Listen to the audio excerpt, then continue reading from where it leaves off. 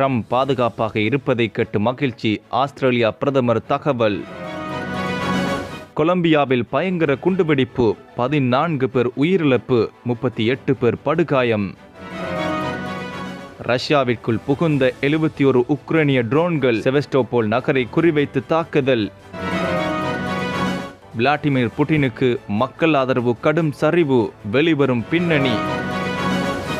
Donald Trump, Melania ஆகியோர் பாதுகாப்பாக இருப்பதை கேட்டு மகிழ்ச்சியடைவதாக ஆஸ்திரேலிய பிரதமர் அந்தோனி அல்பானிஸ் தெரிவித்துள்ளார். அமெரிக்காவின் வெள்ளை மாளிகையில் துப்பாக்கி சூடு சம்பவத்தில் ஜனாதிபதி டொனால்ட் ட்ரம்ப் உயிர் தப்பிய சம்பவம் பெரும் பரபரப்பை ஏற்படுத்தியது. ட்ரம்ப் மற்றும் அவரது மனைவி மெலானியா மற்றும் மூத்த அமைச்சரவை உறுப்பினர்கள் உடனடியாக அங்கிருந்து வெளியேற்றப்பட்டனர். இச்சம்பவத்தை தொடர்ந்து அங்கிருந்து காயமின்றி இருந்ததில் ஆஸ்திரேலிய ஜனாதிபதி அந்தோனி அல்பானிஸ் தனது நிம்மதியை பகிர்ந்து கொண்டு அறிக்கை ஒன்றை வெளியிட்டிருந்தார். அதில் ஜனாதிபதியும் முதல் பெண்மணியும் வெள்ளை மாளிகை செய்தியாளர் இரவு விருந்தில் கலந்து கொண்ட அனைவரும் பாதுகாப்பாக இருப்பதை கேட்டு நான் மகிழ்ச்சி அடைகிறேன். ரகசிய சேவை மற்றும் சட்ட அமுலாக்க முகமைகளின் விரைவான நடவடிக்கையை நாங்கள் பாராட்டுகிறோம் என கூறியுள்ளார். மேற்கு கொலம்பியாவில் ஏற்பட்ட பயங்கர குண்டுவெடிப்பு சம்பவத்தில் 14 பேர் வரை கொல்லப்பட்டுள்ளனர். மேற்கு கொலம்பியாவின் காக்கா மாகாணத்தில் உள்ள பான் அமெரிக்க நெடுஞ்சாலையில் ஏற்பட்ட பயங்கர குண்டுவெடிப்பு சம்பவத்தில் 14 பேர் வரை கொல்லப்பட்டு இருப்பதுடன் 38 பேர் வரை படுகாயமடைந்துள்ளனர். இந்த குண்டுவெடிப்பில் மனித உயிரிழப்புகள் ஏற்பட்டதுடன் மட்டுமல்லாமல் நாட்டின் முக்கியமான போக்குவரத்து நெடுஞ்சாலையையும்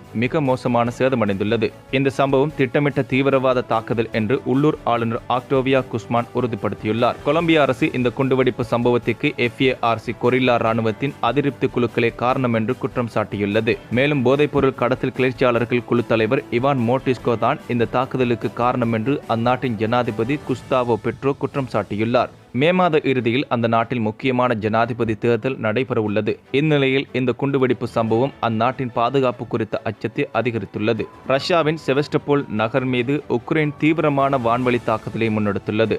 ரஷ்யாவின் கட்டுப்பாட்டிலுள்ள செவஸ்டோபோல் நகரம் மீது உக்ரைன் வான் பாதுகாப்பு படையினர் மிகப்பெரிய அளவில் ட்ரோன் தாக்குதலை முன்னெடுத்துள்ளது. கிரிமியா தீபகற்பத்தில் அமைந்துள்ள இந்த செவஸ்டோபோல் நகரம் போர் தொடங்கியதில் இருந்து அதிகமான வான்வழி தாக்குதல்களால் பாதிக்கப்பட்ட நகரமாக உள்ளது என்று அப்பகுதி அதிகாரிகள் விவரித்துள்ளனர். இரவு முழுவதும் நடந்த வான்வழி தாக்குதல்களில் கிட்டத்தட்ட 71 ட்ரோன்கள் சுட்டு வீழ்த்தப்பட்டு இருப்பதாக உள்ளூர் அரசின் தலைவர் தகவல் தெரிவித்துள்ளார். உக்ரைன் நடத்திய இந்த வான்வழி ட்ரோன் தாக்குதல்களில் ஒருவர் உயிரிழந்து இருப்பதுடன் 4 பேர் வரை படுகாயமடைந்துள்ளனர். உக்ரைன் இந்த ட்ரோன் தாக்குதல்கள் கிரிமியாவின் செவஸ்டோபோல் நகரை மட்டும் குறிவைக்காமல் ரஷ்யாவின் பிற பகுதிகளையும் குறிவைத்து நடத்தப்பட்டுள்ளது. உக்ரைன் இந்த திடீர் ட்ரோன் தாக்குதல்களை தொடர்ந்து ரஷ்ய வான் பாதுகாப்பு படை தயார் நிலையில் இருக்க உத்தரவிடப்பட்டுள்ளது. ரஷ்ய ஜனாதிபதி விளாடிமிர் புட்டினின் மக்கள் ஆதரவு தொடர்ந்து 7வது வாரமாக 65.6% குறைந்துள்ளது. இது பிப்ரவரி 2022 உக்ரைன் மீதான படையெடுப்புக்கு பிறகு பதிவான மிக குறைந்த அளவாகும். சோவியத் ஒன்றியம் வீழ்ந்ததன் பிறகு வெறும் 8 ஆண்டுகளில் போரிஸ் எட்சினால் இடைக்கால ஜனாதிபதியாக நியமிக்கப்பட்ட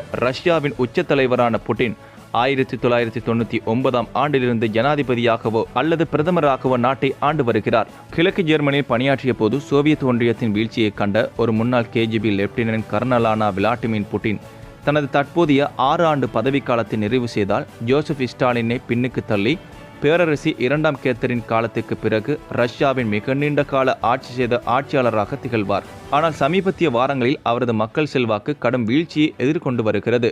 மார்ச் மாதம் 73.3% இருந்த நிலையில் தற்போது 65.6% குறைந்துள்ளது.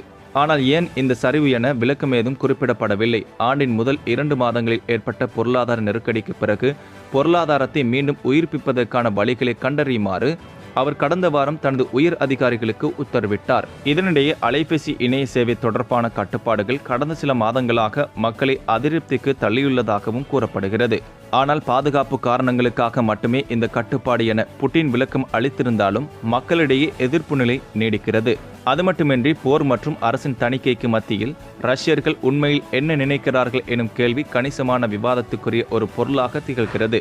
மேலும் புட்டினுக்கு மிக அதிக அளவில் மக்கள் ஆதரவு இருப்பதாக அரசாங்கம் கூறுவது உண்மையில் நம்பத்தகுந்ததாக இல்லை என எதிர்க்கட்சிகள் சந்தேகம் எழுப்பியுள்ளனர். உக்ரைன் மீதான படையெடுப்புக்கு பிறகு அவரது மக்கள் செல்வாக்கு அல்லது ஆதரவு 64.3% இருந்து 80%க்கு சற்று குறைவாக உயர்ந்தது.